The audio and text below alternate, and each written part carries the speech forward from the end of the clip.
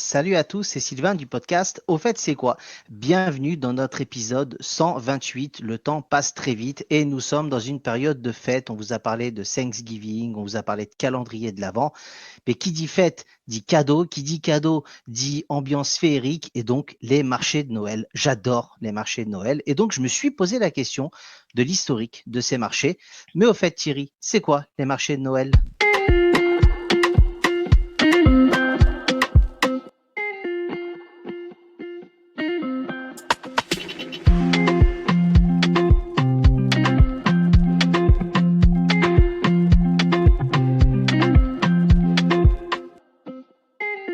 Salut Sylvain, salut tout le monde. Alors effectivement, les marchés de Noël, oui, bah oui, tout le monde généralement connaît. En tout cas, chez moi, c'est dans le nord-est de la France, c'est monnaie courante, mais je pense que c'est quand même assez général dans toute la France. Peut-être un peu moins dans le sud. Je sais pas, toi qui étais en Corse, par exemple. Il y en avait dans des villages, c'était vraiment un peu spécifique. Moi, je sais qu'il y en a un qui est très connu dans ma région, dans mon département, qui est de Janvry. Je vous laisserai regarder éventuellement. On vous mettra le lien dans les notes de l'émission. Mais c'est vrai que chez toi, Thierry, c'est quand même légendaire. Je l'ai vécu avec toi et c'est vrai que c'est très, très beau. Absolument. Donc, au niveau de la définition, bon, là, il n'y a rien d'exceptionnel, hein. Un marché de Noël, bah, c'est un marché en plein air qui est associé à la célébration de Noël et ça se tient traditionnellement pendant la période de l'Avent, donc qui correspond aux 4 semaines précédant Noël. On avait un petit peu parlé déjà des 4 semaines et donc de la période de l'Avent dans l'épisode précédent, justement, donc le calendrier de l'Avent, épisode 127. En sachant qu'il y a des fois des termes un petit peu différents. Près de chez moi, par exemple, il y a aussi un, un marché de Saint-Nicolas. Saint-Nicolas dont on a d'ailleurs parlé. Je mettrai aussi le lien dans les notes de l'épisode. Mais donc voilà, c'est un marché en plein air avec, on va un petit peu détailler, des traditions liées à Noël. Exactement. Alors, je me suis vraiment posé la question quand on a parlé de cet épisode des origines. Est-ce que c'est ancien ou pas au niveau des premiers marchés? Moi, je pense que c'est ancien. J'ai regardé le conducteur vraiment en diagonale. Je dirais au moins plusieurs siècles. Mais est-ce que tu peux nous en dire un peu plus? Oui, alors avant que je prépare les conducteurs, moi si on m'avait demandé, j'aurais pensé que c'était assez récent, et en fait non, c'est toi qui a raison, puisque les origines sont des origines médiévales, donc 14e, 15e siècle. Ah ouais, Les pas marchés de dit Noël, autant. J'étais peut-être pas remonté si loin, mais ok. voilà, donc bon, Jésus n'a pas connu, mais voilà. Donc les marchés de Noël, en fait, ils trouvent leurs racines dans les régions germaniques, sans grande surprise, et donc l'Allemagne, l'Autriche, évidemment, on pense au Tyrol, etc., avec le Christkindlmarkt, ce sera meilleur que moi. Christkindlmarkt. Voilà, donc le marché de l'enfant Christ. Exactement. Et ils étaient initialement donc des foires d'hiver qui étaient essentielles puisque ça permettait aux populations de se ravitailler pour la saison froide et d'acheter de l'artisanat utilitaire, donc des vanneries, des jouets en bois, etc. Donc il n'y avait pas le côté festif, c'était un côté vraiment pratique pour pouvoir survivre, on va dire, pendant l'hiver. Ouais, c'est ce que je me disais. Je me dis, il ne devait pas y avoir ce côté un peu comme on a maintenant avec cette société où on peut avoir accès à beaucoup de choses très rapidement et qui est vraiment quasi exclusivement festif, ou on va dire même si c'est de la nourriture locale, mais dans le cadre des fêtes et de cette ambiance, je pense qu'il y avait un côté effectivement peut-être religieux et peut-être festif, mais beaucoup plus pragmatique. Il fallait survivre, peut-être beaucoup plus durement que maintenant. Exactement. Et en fait, l'influence religieuse, bah, ça arrivait un petit peu plus tard, belle transition, puisque ça arrivait au XVIe siècle. C'est qu'avec l'arrivée donc de la réforme protestante, et notamment à Strasbourg, on y reviendra, les marchés dédiés aux saints, donc comme Saint-Nicolas, on en parlait dans l'introduction, ils ont été progressivement remplacés par des marchés centrés sur le Christ et les jours précédents de Noël, donc l'Avent, comme on l'a décrit, marquant Ok, du coup une transition vers le marché de Noël tel qu'on le connaît aujourd'hui. d'accord. Ok. Et puis, ben, sans surprise, il y a eu du coup l'évolution contemporaine, 20e, 21e siècle.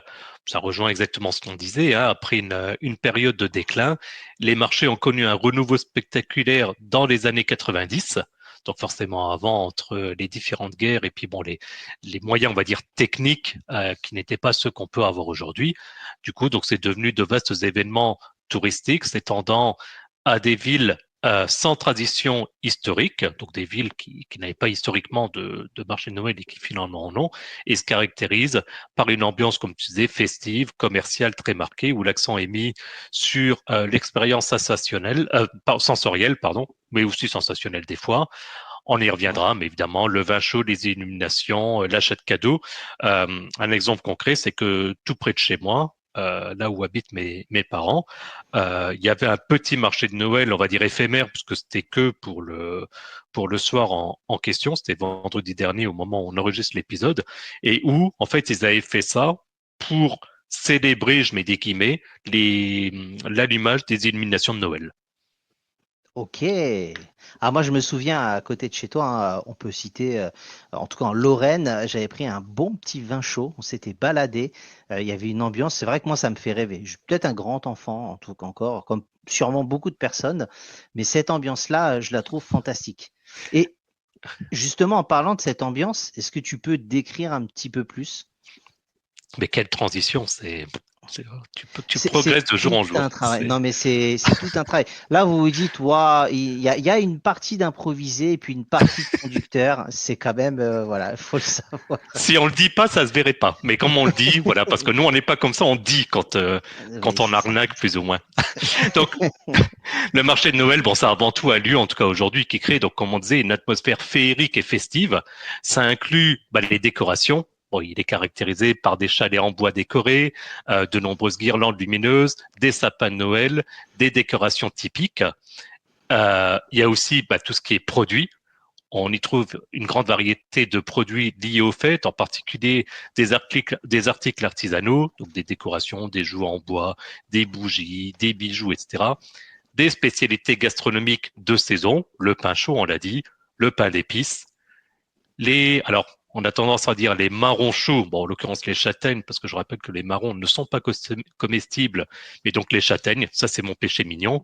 Les gâteaux traditionnels, je pense à ce qu'on appelle chez nous des spritz, par exemple, Mhm. qui sont assez typiques. Et puis, donc, les produits du terroir, je pense qu'après, c'est très varié suivant les endroits. Et puis, évidemment, des animations. Donc, elles sont organisées pour les familles et les enfants. Donc, il y a des spectacles, il y a des musiques de Noël, il y a évidemment la visite du Père Noël. Par exemple, je l'ai dit plusieurs fois, moi, je travaille au Luxembourg, en l'occurrence dans la capitale, bon, donc Luxembourgville, et il est de coutume à partir du mois de décembre, même en pleine journée, même à midi, de passer et dans la rue d'entendre des chants de Noël. Donc voilà, ça rentre un peu dans tout ce cadre-là. Donc c'est un moment fort pour les communes et les habitants. Ça permet de se retrouver dans une ambiance chaleureuse et trouver des idées de cadeaux authentiques, valorisant souvent le savoir-faire local. Exactement. Alors, qui dit marché de Noël, dit pour le coup, certains sont connus, peut-être même légendaires, on va aller plus loin, mais est-ce que tu as pu référencer les plus connus? Alors moi, je te parle du premier parce que je le connais et que c'est une région dans laquelle j'ai de la famille et que j'aime beaucoup. C'est celui de Strasbourg. On pourra citer un peu celui de Colmar, même s'il n'est pas dans la conduite, qui est quand même assez incroyable, avec un magasin de Noël ouvert toute l'année. Ça, j'y avais été au printemps. C'est assez fou. Mais Strasbourg, est-ce que tu peux nous en parler de cette capitale de Noël, Thierry? Fais-moi plaisir, là. Voilà, donc rapidement, je pense que tout le monde connaît effectivement le marché de Noël de Strasbourg, hein. C'est certainement le plus connu. Quoique je t'ai transféré un article aujourd'hui même, au moment où on enregistre, où Metz essaye de piquer la place, mais bon, on a déjà la plus belle gare de France, on peut pas tout avoir. C'est clair. C'est pas comme le club de foot, mais je dis ça, je dis rien. Allez, Ça next. c'est fait. Donc, pourquoi est-ce que Strasbourg est célèbre? En fait, c'est le plus ancien marché de Noël de France. Il remonte à 1570. Et ça en fait donc un symbole d'authenticité et une tradition profondément ancrée pour ceux qui y ont déjà été. Hein, c'est très étendu aussi bien au niveau de la cathédrale de la Petite France. Voilà, c'est quand même méchamment étendu dans la ville avec forcément le monde qui va avec. La ville entière, elle est transformée. Il y a Mm. plus de 300 chalets qui sont répartis sur plusieurs sites. Donc, comme je disais, hein, la cathédrale Notre-Dame, la place, pardon, Broglie. Donc, l'atmosphère forcément est féerique, dominée par le grand sapin de la place Kléber. On en parle généralement chaque année.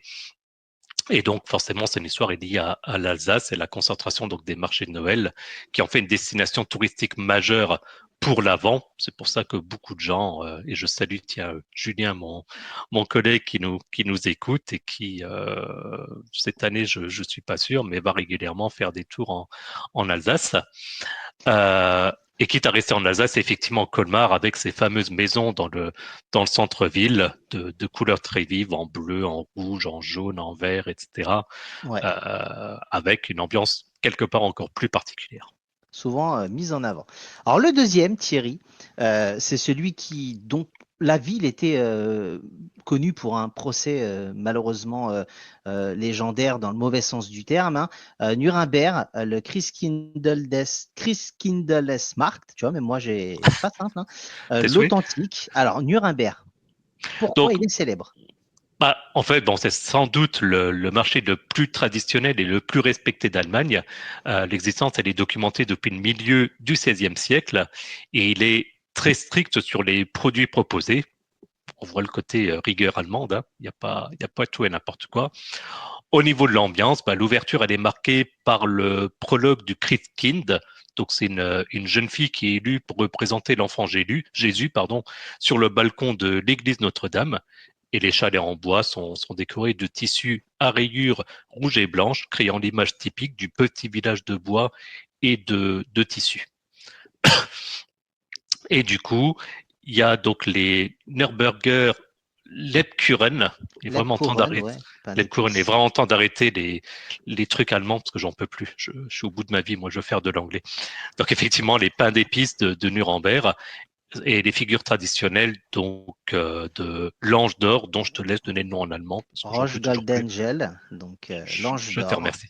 Et pourtant, c'est moi qui habite près de l'Allemagne. Mais ça veut rien dire. J'ai fait allemand LV1 aussi. Voilà, j'ai été un peu baigné dans cette culture germanique que j'adore. On l'a Voilà. déjà précisé. Ok. Et On ensuite, reste dans le Thierry. côté un peu germanophone, on va dire, avec bah, le pays cousin à côté, l'Autriche et donc Hmm. Vienne. Donc là, du coup, pourquoi est-ce qu'il est célèbre? C'est que Vienne, donc c'est évidemment l'une des capitales européennes qui célèbre l'Avent avec le plus de faste. La ville, elle accueille plusieurs marchés et le plus grand étant celui qui se tient devant le majestueux Rathaus, donc qui est donc l'hôtel de ville, hein, comme son nom l'indique. Donc une ambiance élégante et spectaculaire avec l'architecture impériale en toile de fond, les parcs et les arbres autour du Rathaus qui sont magnifiquement décorés et illuminés. Donc ça, je pense que tu connais également. Je sais pas si tu as déjà été. Jamais. Jamais. Je n'ai pas fait Nuremberg, je n'ai pas fait Vienne, mais j'avoue que j'adorerais les faire. Ça fait partie d'un des projets que j'aimerais mettre en place. Sûrement un peu comme la Laponie, hein, un peu de village officiel et d'autres. Mais je finalise juste un tout petit peu sur ce que j'ai dit tout à l'heure sur Janvry. Dans l'Essonne, Thierry, parce Mhm. que en gros, Janvry, c'est 600 habitants à peu près. C'est un village qui se transforme en grand jardin de Noël, on va dire, avec un corps de ferme. Tu as un calendrier de l'Avent gigantesque et surtout, là, ce qu'ils ont fait, c'est qu'ils ont récupéré du matériel de décoration du parc Astérix, tu sais, un peu les tours D'accord. médiévales, tout ça, pour les mettre dans la ville et en faire un côté très sympa avec un petit train. Voilà, c'était juste une petite pub locale. C'est sûrement moins beau hein, que Vienne et Nuremberg ou Strasbourg, mais c'est tout aussi typique. Ouais, mais je l'avais cité comme tu m'en avais parlé en disant qu'il y en avait plein d'autres. Donc effectivement, Mm. celui de Janvry. Il y a aussi celui de Rovaniemi. Donc c'est en Finlande avec la Laponie, donc le village officiel du Père Noël, qui offre du coup forcément une expérience magique au-delà du cercle polaire. À Prague, en République tchèque, avec son cadre magique sur la place de la vieille ville et la place Venceslas, je suppose, souvent cité comme l'un des plus pittoresques. Et puis New York avec le Winter Village à Bryant Park. T'as vu, je suis tout de suite plus à l'aise dès que c'est de l'anglais. Brian Park, ouais, très très bon. Alors, bien que ton finlandais était plutôt pas mal, mais bon, je Allez, ne s'il vous sais pas plaît. parler finlandais. Ou à Union Square, illustrant l'exportation donc de la tradition européenne dans un contexte très moderne et urbain. Ok, eh ben top. Merci beaucoup Thierry. Est-ce que tu as d'autres informations à nous communiquer ou est-ce qu'on peut passer à la rubrique légendaire des anecdotes de Thierry?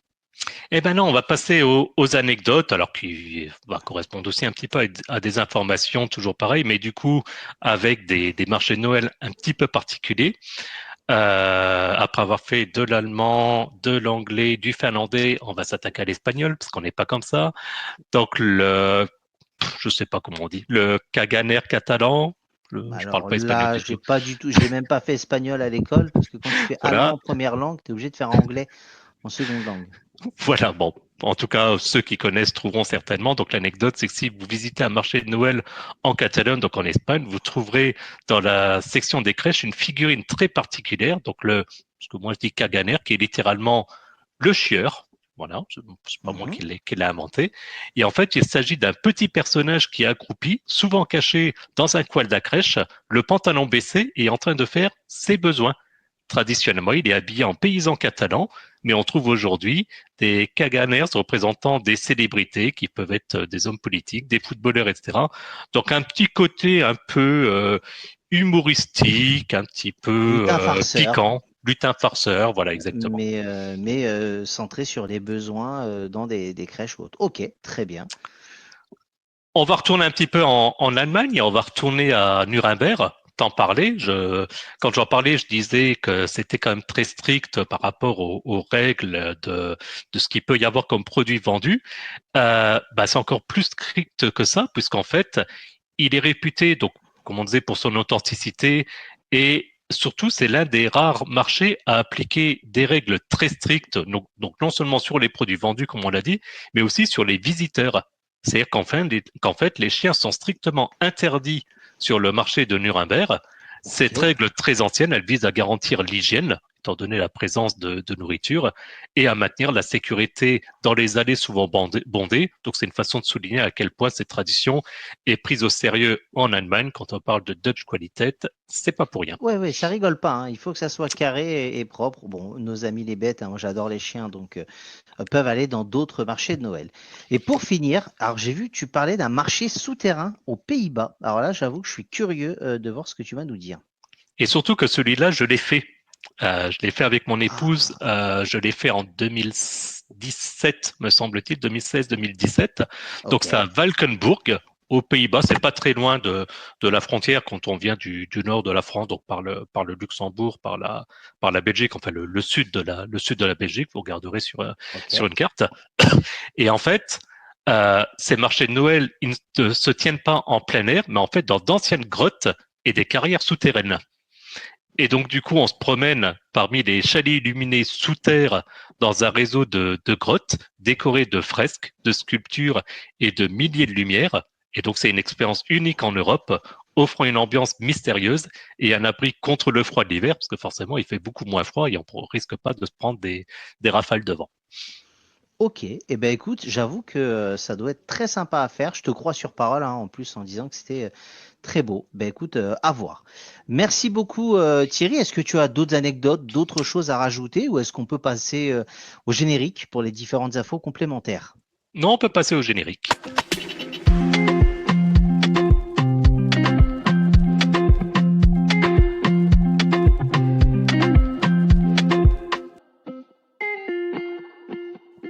Et c'est Sylvain du podcast Au fait, c'est quoi? Merci encore une fois Thierry pour cette préparation et cette présentation de main de maître, comme le compte X, anciennement Twitter, que tu gères. Je vous laisse nous suivre. Je ne vous en dis pas plus. Il y a pas mal d'informations et de surprises. À toi Thierry pour la suite. Ouais, le compte X, la page Facebook, où on essaye, voilà, à chaque fois, chaque épisode qui sort, il y a une information concernant cet épisode, enfin une notification avec les liens, et puis on essaye de relancer d'anciens épisodes. Donc là, on a relancé l'épisode sur la Saint-Nicolas, le jour de la Saint-Nicolas, Miss France, etc. Et donc j'essaye chaque semaine durant le week-end de relancer un petit épisode de saison ou des épisodes qui vont plus, peu importe. Et donc, si vous souhaitez nous suivre, le plus simple, c'est de vous rendre sur notre site internet www.auffaitcestquoi.fr pour retrouver du coup les liens de notre épisode en fonction de votre application préférée, les liens vers notre chaîne YouTube, notre compte X, anciennement Twitter, et notre page Facebook.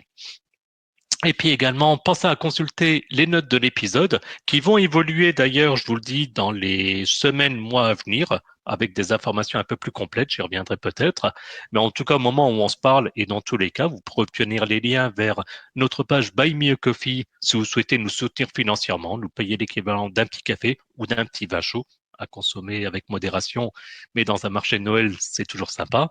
Et le lien vers notre serveur Discord pour discuter entre vous et avec nous. Merci à tous et à plus dans le bus. À bientôt, salut!